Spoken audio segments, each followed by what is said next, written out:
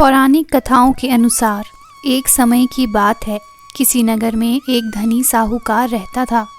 उसके पास धन दौलत की तो कोई कमी नहीं थी, किंतु उसके कोई संतान नहीं थी, इसलिए वह बहुत दुखी रहता था। पुत्र पाने की इच्छा से साहूकार हर सोमवार भगवान शिव का व्रत किया करता था और पूरी श्रद्धा से भगवान शिव की पूजा किया करता था। और सायंकाल को साहूकार शिव मंदिर में जाकर भगवान शिव के सामने घी का दीपक जलाया करता था। साहूकार की भक्ति देखकर एक दिन माता पार्वती ने भगवान शिव से कहा, हे प्राणनाथ, साहूकार आपका सच्चा भक्त है। मुझे इसकी भक्ति देखकर प्रसन्नता हुई। भगवान, आप इस साहूकार की मनोकामना अवश्य पूर्ण करें। माता पार्वती के बार बार कहने पर भगवान शिव ने माता पार्वती से कहा, तुम्हारे आग्रह पर मैं इस साहूकार को पुत्र प्राप्ति का वरदान देता हूँ, लेकिन इसका पुत्र 16 वर्ष से अधिक जीवित नहीं रहेगा। उसी रात भगवान शिव ने स्वप्न में साहूकार को दर्शन देकर उसे पुत्र प्राप्ति का वरदान दिया और उसके पुत्र के 16 वर्ष तक जीवित रहने की बात भी साहूकार को बताई। भगवान के वरदान से साहूकार को खुशी तो हुई,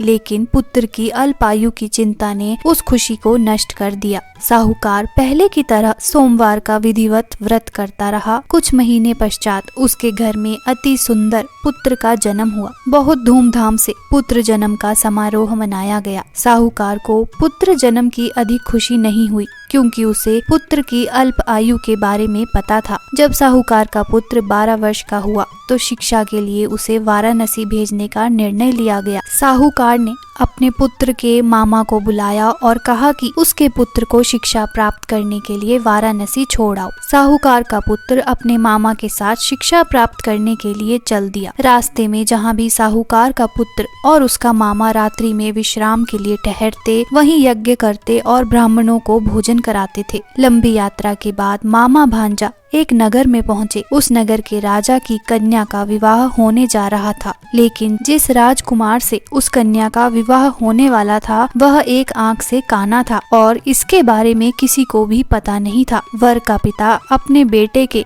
एक आंख से काने होने के कारण बहुत चिंतित था।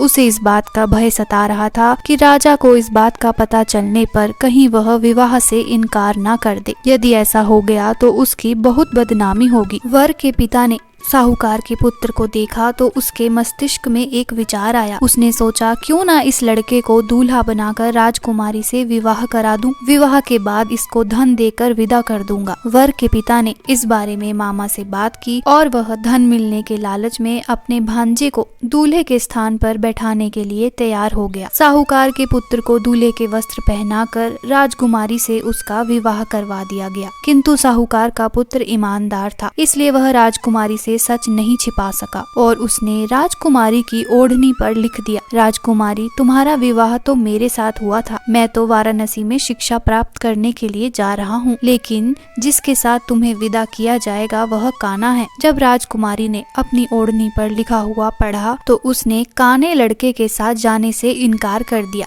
राजा ने सब बातें जानकर राजकुमारी को महल में रख लिया। उधर साहूकार का पुत्र अपने मामा के साथ वाराणसी पहुंच गया। साहूकार के पुत्र ने गुरुकुल में पढ़ना शुरू कर दिया। जब उसकी आयु 16 वर्ष पूरी हुई तो उसने एक यज्ञ किया। यज्ञ की समाप्ति पर ब्राह्मणों को भोजन कराया और खूब अन्न वस्त्र दान किए। रात को जब वह अपने शयन कक्ष में सोने गया तो भगवान शिव के वरदान के अनुसार शयनावस्था में ही साहूकार के पुत्र ने अपने प्राण त्याग दिए। सूर्योदय पर भांजे को मृत अवस्था में देखकर मामा रोने पीटने लगा। तभी पास से माता पार्वती और भगवान शिव गुजर रहे थे। विलाप करने के स्वर भगवान शिव और माता पार्वती को भी सुनाई दिए। माता पार्वती ने भगवान से कहा, प्राणनाथ, मुझसे इसके रोने के स्वर सहन नहीं हो रहे, आप इस व्यक्ति के कष्ट अवश्य दूर करें। भगवान शिव ने पार्वती जी के साथ वहां जाकर देखा तो पार्वती जी से बोले, पार्वती, यह तो उसी साहूकार का पुत्र है। मैंने इसे 16 वर्ष की आयु का वरदान दिया था, इसकी आयु तो पूरी हो गई। पार्वती जी ने फिर भगवान शिव से निवेदन किया, हे प्राणनाथ, आप इस लड़के को जीवित करें, नहीं तो इसके माता पिता पुत्र की मृत्यु के कारण रो रो कर अपने प्राण त्याग देंगे। इस लड़के का पिता तो आपका परम भक्त है। पार्वती के आग्रह करने पर भगवान शिव ने उस लड़के को जीवित होने का वरदान दिया और कुछ ही पल में वह जीवित हो गया। शिक्षा समाप्त करके साहूकार का पुत्र मामा के साथ अपने नगर की ओर चल दिया। दोनों चलते हुए उसी नगर में पहुँचे जहाँ साहूकार के पुत्र का विवाह हुआ था। समीप से गुजरते हुए राजा ने साहूकार के पुत्र को तुरंत पहचान लिया और वह मामा भांजा को महल में ले गया और कुछ दिन उन्हें महल में रखकर बहुत सा धन वस्त्र देकर राजकुमारी के साथ विदा किया। रास्ते में सुरक्षा के लिए राजा ने बहुत से सैनिकों को भी साथ भेजा। जैसे ही साहूकार की पत्नी और साहूकार को अपने पुत्र के जीवित लौटने का समाचार मिला, दोनों बहुत प्रसन्न हुए। साहूकार ने अपनी पत्नी के साथ स्वयं को एक कमरे में बंद कर रखा था।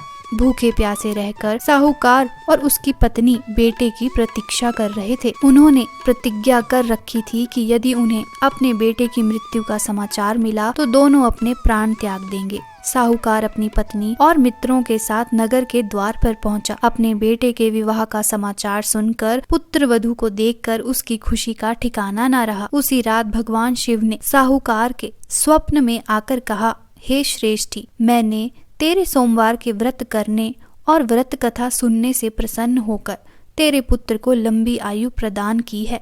साहूकार बहुत प्रसन्न हुआ क्योंकि उसकी इच्छा पूरी हो चुकी थी। इसी प्रकार जो भी व्यक्ति पूरी श्रद्धा और विश्वास से सोमवार के व्रत करता है और कथा सुनता है, उसकी सभी इच्छाएं पूरी होती हैं।